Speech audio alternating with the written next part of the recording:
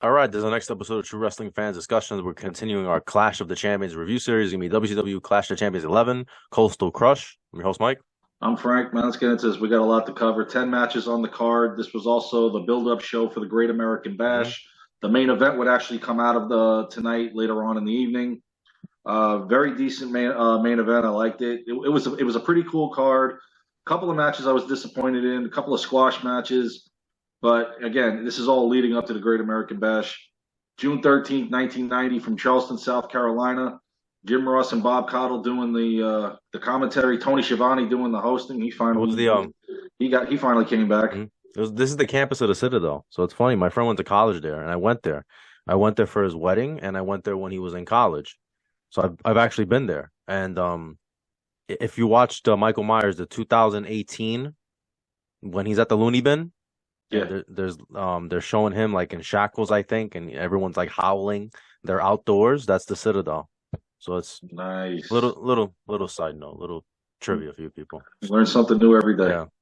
So And not a bad crowd on hand too for this, and they were loud. 4,100 on hand. Um, Again, small venue, but the fans made an impact on the yeah. night. So here we go. Opening match of the night was the Southern Boys Yep. The original versus Smoking Guns.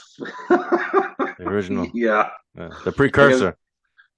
against the fabulous Freebirds. They Who were would have? over. They were over Oh too. yeah, Yeah. Well, they're in who the would have thought South, that this feud would culminate 1990 with them? I Yeah. mean, it was Mhm. just this match wasn't bad. No, it was actually okay. I mean, Tracy Smothers and Armstrong together, it was all right. I didn't like when they turned them heel. I thought that was kind of cheesy.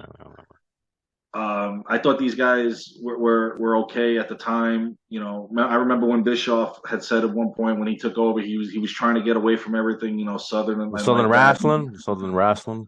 Yeah, and of course these boys are prime example of it. But I've got to say, this actually was a pretty good match. The fans Yeah, were no, definitely into it. of course, yeah. That look where they are, South Carolina. So Exactly, the yeah. Southern Boys, Yeah. and also a lot of Freebird fans, despite the fact Oh that they're yeah, heels in Bad this one. Street. Yep, Bad Street, USA. And Atlanta, GA. Atlanta, GA. yep, I love the fact, however, that the Southern Boys pretty much pulled a page out of the Freebirds book here in doing what they normally do to get the victory. Garvin went for the pin on Tracy Smothers. The referee was distracted by Michael Hayes. Armstrong, with a flying headbutt off the top rope, puts his partner on Garvin, gets the pin, and the Freebirds have been upset in this match by a team where you definitely thought the Freebirds should wipe the floor with them. Ain't happening. And like I said, this feud would continue because at the next Clash of Champions, they're going to face each other again. So congratulations to Smothers and Armstrong on that one. Next match on the card, I thought was, I don't know, it didn't mesh. There was no chemistry there. It was Tommy Rich, Wildfire Tommy Rich versus the newly returning Bam Bam Bigelow Bam, with, bam. with Oliver Humperdinck at ringside. And I don't know if you noticed this, but Bigelow at this point, he was a little heavier Yeah, he was. than when he was in WWE, Yeah. and he was a little slower, not Yeah. as agile as he Well, once was. because of the weight, weight probably slowed him down. Maybe some injuries too. Interesting that you got JYD and Bam Bam On the same and card, yep. And straight JYD will be in the flashback. main event. Yeah. And again, like I said, Bigelow had Oliver Humperdinck, the Big Kahuna, at ringside with him once again, like he did back in WWE. Like I said, this match, it was a little lackluster to me. It was a couple of seconds off on each time. And I was really shocked. I mean, Tommy Rich gets the win by disqualification because Bigelow's choking him out, and he won't relinquish after the 5 counts, so the referee disqualified him. So I don't know why it was a short-lived match. It was under 4 minutes.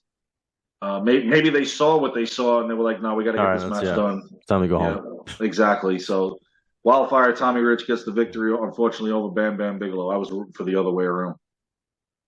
Following that, they did a video package on a man who will be making his debut at the Great American Bash, Yep. Big Van Vader. Vader time. Oh yeah, I can't wait for that. And then plus Gary Michael Capetta doing a rare interviewing of the newest member of the WCW, El Gigante. Yeah. Or Giant Gonzalez, how Vince destroyed him. But he did the interview in Spanish. He'd be involved in a 6-man tag team match. at Great American Bash. So looking forward to seeing that when we review that one. El Gigante to me wasn't utilized properly in WCW. I mean, yeah, granted he's a over 7 foot tall guy, but there is a lot of things you could have did with him, and they never pushed him right and put him in the right direction. Unfortunately. Next match on the card was a surprise match to me, but then this is the depleted tag team division that's starting in 1990. You know, the Road Warriors are already gone, so they're out of here. It was Z-Man and Captain Mike Rotunda versus the Samoan SWAT team of Fatu and the Samoan Savage. And to me, I was really shocked at the how this match turned out. I thought the Samoan SWAT team should get the victory. No, now you know why they're on their way out. Because Z-Man and Mike Rotunda got the victory on them. Again, pulling a heel move, Z-Man and Rotunda while the referee's distracted. They switch places in the ring. Rotunda rolls up Fatu for in the small package and gets the victory. And they even messed that up when he rolled him over. He kind of had to get back on top of him. So, I mean, I don't understand, pairing Z-Man and Rotunda in this match against them. It was just a put together match, but Rotunda and Z-Man get the victory over the Samoan SWAT team. When does Rotunda go over to WWF as IRS? This is I believe he was there in 91, so it's coming soon. Okay, he's on. So that's probably why they're just like, just go into this tag team. Yeah, we'll just throw you into something. He is on the next Clash of Champions, which is in September. So it was probably soon after that, because I do remember he was on the card at SummerSlam 91. So anyway, moving on. Next match, the next thing was they showed, for whatever reason, because this is the next guy that's on his way out, they showed a video package for Mean Mark, a guy that they said, you'll never make it in this business. Right. Yeah, it's funny, man. Watching this, it's amazing that Undertaker was there. And he was young. He was only, I think, about 25. Yes. Young. And he's facing Flying Brian. Yeah.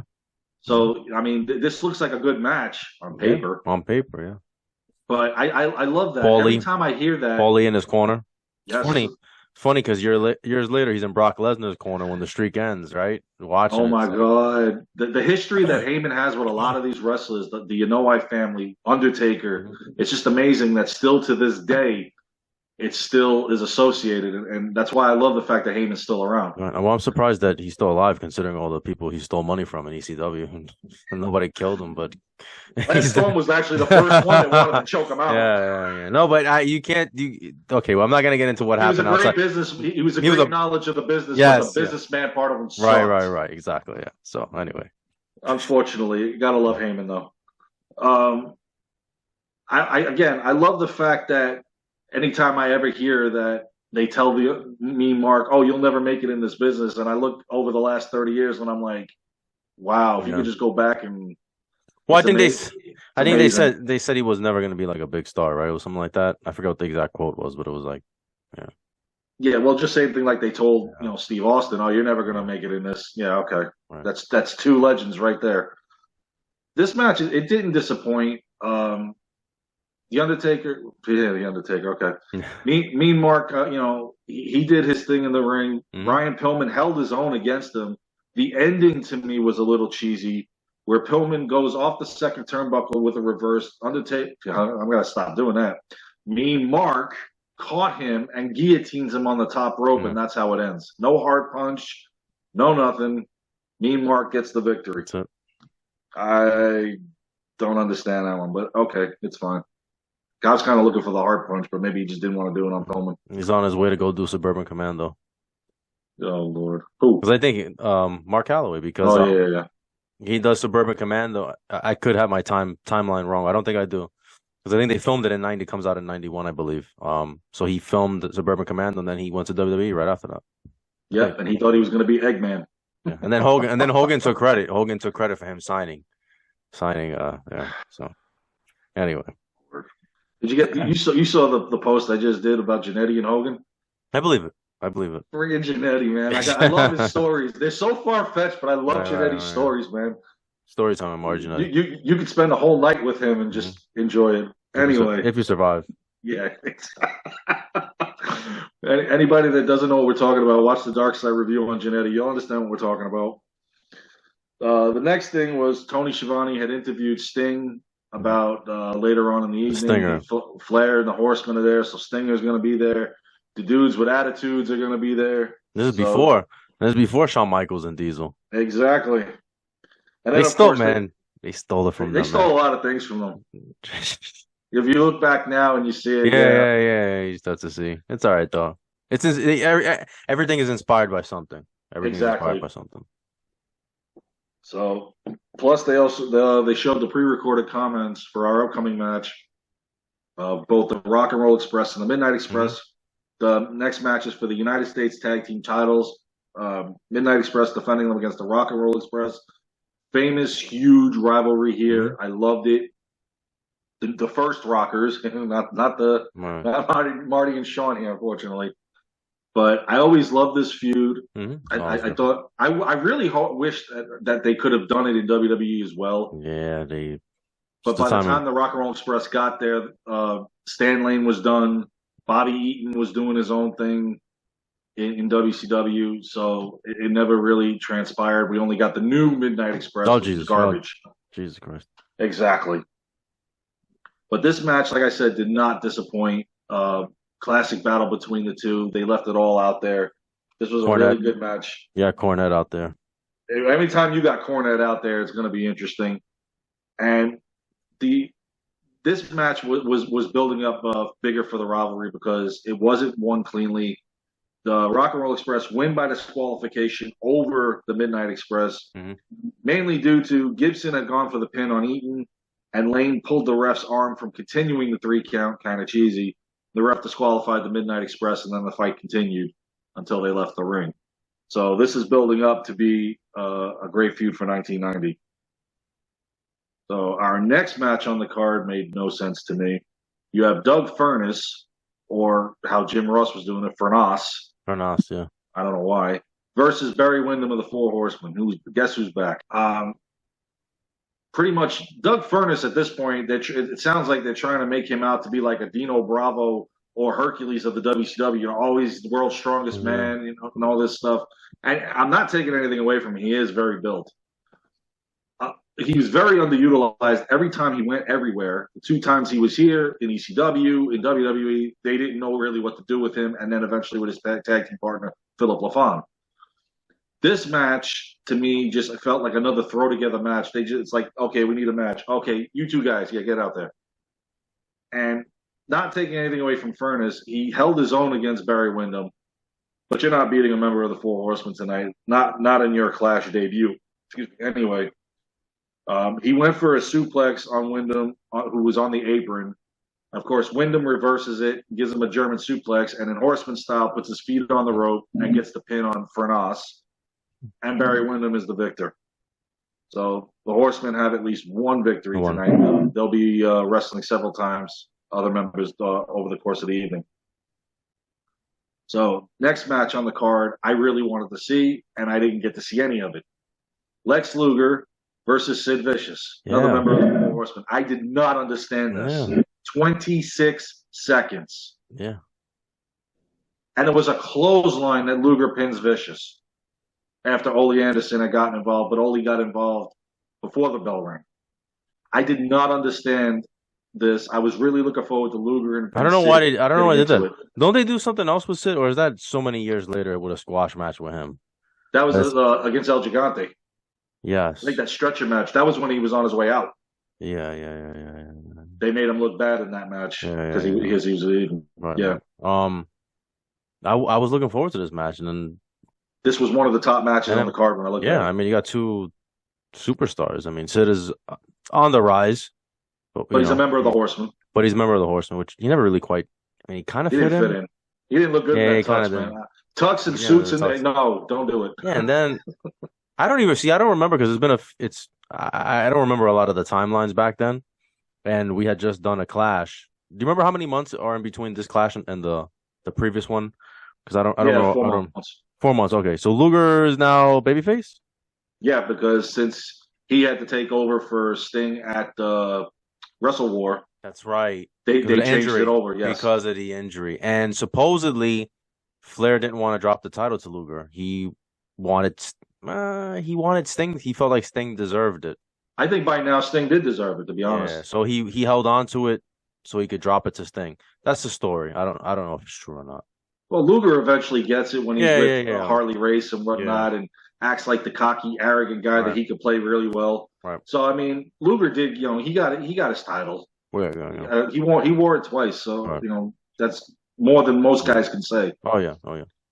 But So and of course, Luger is the United States champion and doesn't mhm. come out with his title at this thing. He just comes out without it. So, but again, 26 seconds, a clothesline pins Sid. Like a That looked shocker, like really yeah. bad. I Yeah. don't know. So Luger is victorious. The next match on the card is another rivalry still going on, a very good one for the World Tag Team titles. Doom, Ron Simmons and Butch Reed defending the Mhm. titles against the former champions, the Steiner Yep. brothers, with Teddy Long at ringside. I love Doom, man. Mhm. I just No, love the Doom was whole good, thing. man. Doom was good. And again, this match And the didn't disappoint. Steiners, you can't go wrong with the Steiners. No, He no, did it. He did this. Scott, man, Scott did that reverse slam twice. The reverse. Every time he does it, I'm like, oh, he's gonna break his neck. yes, Incredible. Yeah, incredible. shockingly he doesn't. Yeah, yeah. Very, very talented big man in the ring, especially with those two guys. Hmm. Um, again, this match is not going to go over clean. Teddy Long hands a foreign object to Butch Reed. Naturally, the referee is distracted always. He hits Scott with it. Simmons is now pinning Scott Steiner while Rick Steiner did a Steiner line on Reed. He tries to pin Butch, but the legal men are Simmons and Hmm. Scott. The referee counts to 3. Rick thinks he's won. Simmons knows he won. Doom retains the tag titles over the Steiner brothers on this evening. So that was a nice next chapter into the storyline as they move forward with it. So, and then following that, Tony Schiavone interviewed Junkyard Dog in regards to his main event title match. JYD. Yeah, this is what I gotta say about this. It's nice to see him get a title shot, especially on a show like this. Yeah. Unfortunately, he's older. He's got health issues and Yeah. whatever else was going on at the time. But A year or two earlier, Yeah. it's probably a 5-star. He was still in 5-star match. He was still in good shape. He was a little heavy, but he was still Yeah. he was still in he wasn't in bad shape. I don't know, like cardio wise. I don't know, how good his cardio was. But he still man, Jim Ross said that he was 310 pounds. Was that right? Yes. 310? Yeah. That's a lot, man. Because he's not like that's a high for him. it's not like he's like 6'8" or anything like that, No. So, but I was happy. They said during the match that if this was a cardio match, JYD loses and Flair has the advantage. Right, However, strength-wise, is all JYD. Yeah, it's nice to see him in the spot though. That's what I want. It is. They gave him the main event on a Clash, which is fine. They gave him a world title match, which I was happy about. Yeah, and he came away with the victory. We'll get to that in a little bit. We're jumping the gun here. Next match on the card, non-title match. It was Mr. Wonderful Paul Orndorff versus the television champion Arn Anderson. Mm-hmm. And again, title's not on the line in this one. Just a one-on-one straight up match. It's still weird to see Orndorff as a fan favorite. It is, especially part of the dudes with attitudes thing that's going on here. Yeah, it's just even in WWF, I never bought him as a fan favorite. Yeah. He's a much better heel. Both times he was with Hogan. I never. Yeah. I couldn't. He's better as a heel. Yeah, and you look at this match and go, "Oh, Heenan had you both, not at the same time, but Heenan had you both." This is the Heenan family match. Yeah. This was actually pretty good. This was at the time where Orndorff can still run. Yeah. And it's a shame he didn't get a title shot on any one of these, but he could still run. And Arn Anderson still can do it as well. Oh yeah. At this point, this was a great match. What was I going to say? Anderson had went for a small package. However, in this match, Orndorff was able to reverse it, and that's how he got the pin. So the Horsemen are not having a good night tonight, as they've lost 2 straight matches here, but they still have the main event to go. So Mr. Wonderful gets the victory over Arn Anderson. And then, of course, Tony had after this had interviewed the 4 Horsemen: Flair, Wyndham, Arn Anderson, Sid's out there, Ole's there, talking about the main event. And everybody else, including Sting. So it's gonna be nice to see what transpires later on in the evening. Speaking of that, later on, here comes the main event for the World Heavyweight title. Ric Flair defending it against the Junkyard Yep. Dog, and Junkyard showed exactly how powerful he is. He took the chops, he took the hits, and just keep on coming. I think he got hit with a chair too, right? Doesn't he get hit with a chair? Yeah, and it did nothing to him. He took Bob Caudle, Ric Flair took Bob Caudle's chair, hit JYD with. JYD's like, nah, brother, not tonight. Of course, this is going to end in Horseman fashion because they have a bigger target ahead for the Bash.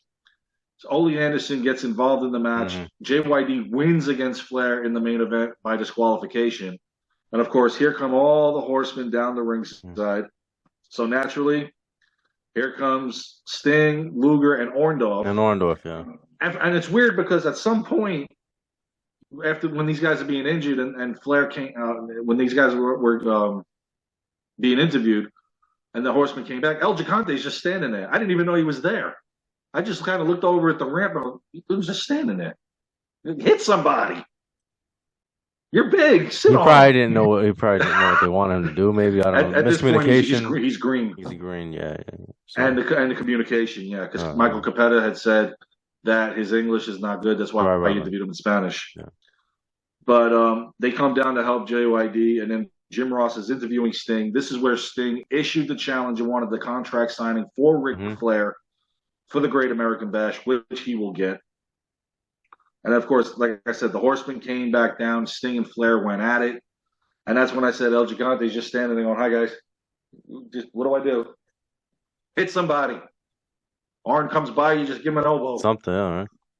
Yeah, well, he'll be involved in a 6-man tag match at Great American Bash against the Horsemen. So he's already on the right track getting a marquee match.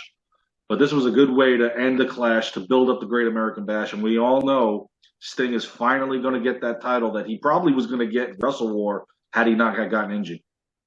So this to me, this was a good Clash leading up to this was fun. No, this was fun. Yeah, I agree. For 1990, this was good. Yeah, it was good. Not saying much for most of 1990, but this one was pretty good. All right, absolutely. All right, well, that's our review. Please like, comment, share, subscribe. We'll see you guys soon. Take care.